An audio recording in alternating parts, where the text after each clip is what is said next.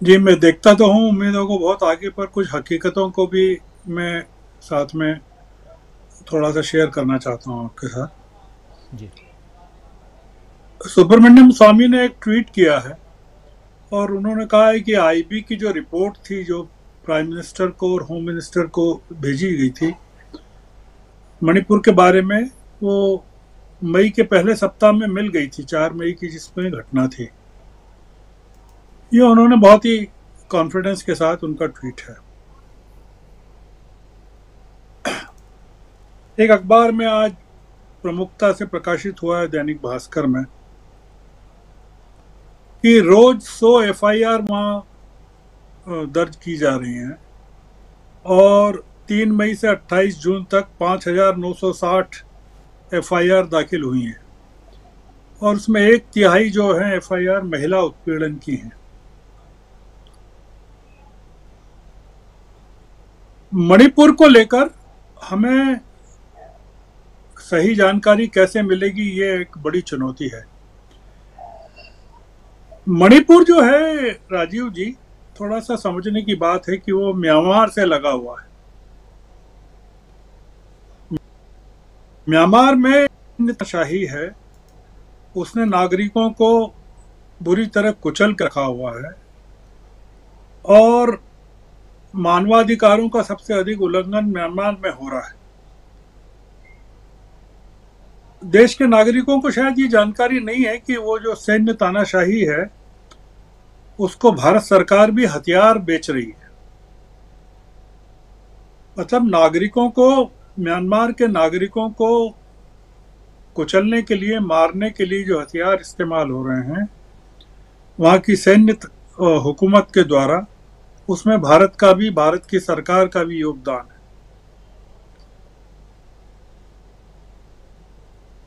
आपको एक जानकारी और मिलना चाहिए, हम सबको मिलना चाहिए, कि पूरे के पूरे इंटरनेट बंद किए हुए हैं वहाँ और पूरा का पूरा मीडिया जो है उसका गला घोट दिया गया है।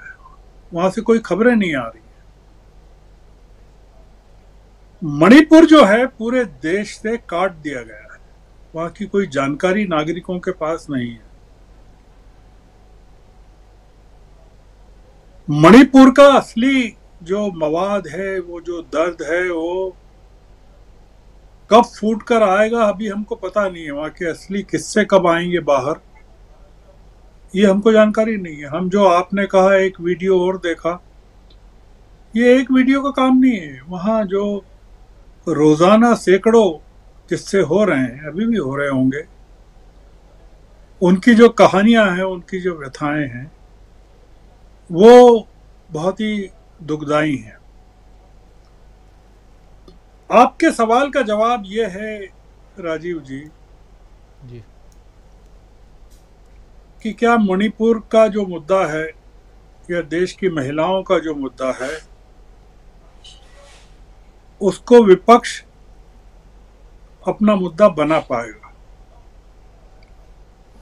ये जो आक्रमण है जो आप देख रहे हैं राजस्थान और छत्तीसगढ़ को लेकर, और हम जो कह रहे हैं, प्रमोद अग्रवाल और दीपक जी जो कह रहे हैं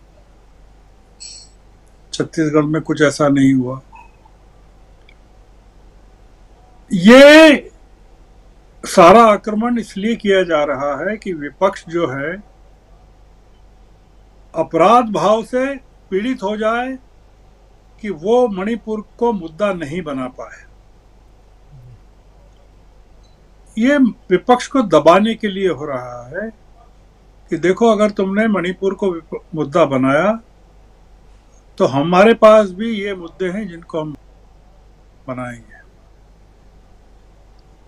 अब मुद्दा यह है कि क्या जो विपक्ष है, जो विपक्षी पार्टियां हैं,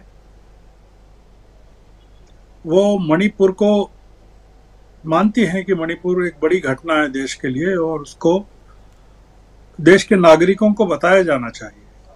और ये बताया जाना चाहिए कि जो हुकूमत है वो कितनी निर्मम तरीके से, कितनी संवेदनशील है या नहीं है।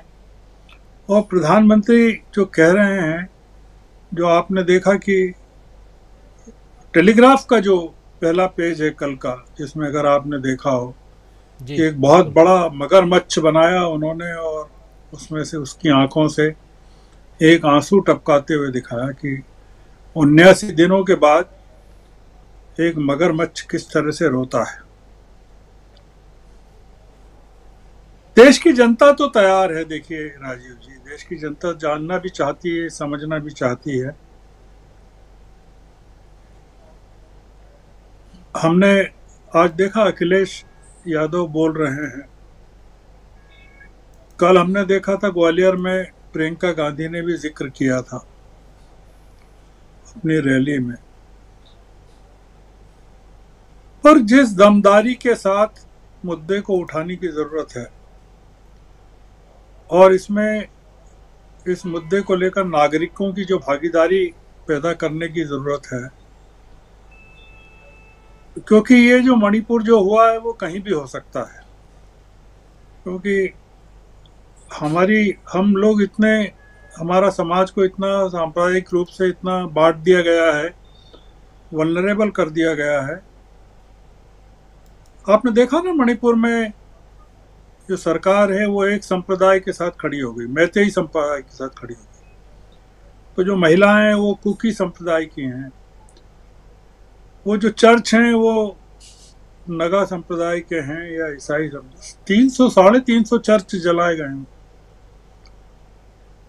ये ये तमाम चीजें जो हैं, जो मणिपुर की पुनरावृत्ति है, वो देश में कभी भी ये लोग कर सकते हैं। इसके मणिपुर के पीछे जो है पूरा का पूरा मामला, आप वहाँ पता करिए कि जो राष्ट्रीय स्वयंसेवक संघ के जो लोग हैं वो कितने समय से वहाँ काम कर रहे हैं। मुझे बताया गया है कि काफी सालों से वहाँ 1980 से काम कर रहे हैं। आप बताइए कि क्या काम कर रहे हैं? मतलब लोगों को विभाजित करने का काम कर रहे हैं, लोगों को जोड़ने का काम कर रहे हैं। तो ये जो चल रहा है, वहाँ जो विभाजन किया गया और उस विभाजन को कायम रखना चाहते हैं वो। क्योंकि में अगर नगा, मैतेई और कुकीज अगर साथ नहीं रहेंगे राजीव जी, और उसकी जी, गारंटी अगर ये सरकार नहीं देगी, तो मैदानी इलाकों में हिंदू, मुस्लिम, सिख और ईसाई भी साथ नहीं रह पाएंगे। और ये सरकार अगर नहीं चाहती है कि ये लोग साथ रहें, तो आप मान के चलिए कि मणिपुर का मामला सरकार जिंदा रखेगी या जिंदा रहेगा, अपने कारणों से जिंदा रहेगा। अभी वहाँ 1 लाख लोग हैं सेना के और पैरामिलिट्री के। आप देखिए ना कश्मीर को किस तरह से देश से अलग किया गया, पूरी बिल्कुल संवेदनहीनता के साथ कश्मीरियों को किस तरह से ट्रीट किया गया।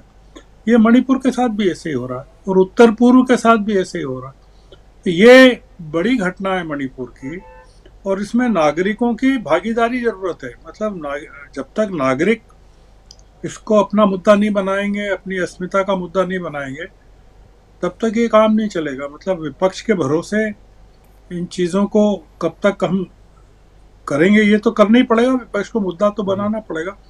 इसका असर होना चाहिए, चुनाव में होना चाहिए। पर हमने देखा है कई बार, मैंने ही देखा है कि गुजरात के दंगों का कहीं देश के कितने हिस्सों पर कब असर हुआ, क्या हुआ, और विपक्षी दलों ने गुजरात को कितना मुद्दा बनाया। वो 2014 में नरेंद्र मोदी चुनकर कैसे आ गए, ये बहस तो इस पर होना चाहिए कि जी, गुजरात में इतनी बड़ी त्रासदी हुई, और उसके पीछे जिम्मेदार जो लोग हैं वो, उनमें प्रधानमंत्री जो आज हैं उनकी भी जिम्मेदारी काफ़ी है। उसके बावजूद वो प्रधानमंत्री बन गए देश के। तो ये जो मुद्दा है, ये मणिपुर का, ये विपक्ष के हाथ में है। और तो कितना इसको आगे ले जा सकते हैं, बता सकते हैं देश को शिक्षित करने के लिए। नहीं तो ये सरकार, तो आप देखिएगा कि मणिपुर को घोल कर पी जाएगी। मतलब मणिपुर इसके लिए कोई बहुत बड़ी घटना नहीं है। इसीलिए जी, आज भी वो वहाँ के मुख्यमंत्री को बीजेपी ने बना के रखा हुआ है। नहीं तो किसी और हुकूमत में, गैर भाजपाई राज्य में ये हुआ होता तो अभी तक तो वो राज्य सरकार बर्खास्त कर दी गई होती और वहाँ राष्ट्रपति शासन लगा दिया गया। जी। पर ये सरकार बहुत तानाशाही तरीके से काम कर रही है राजीव जी। और जी।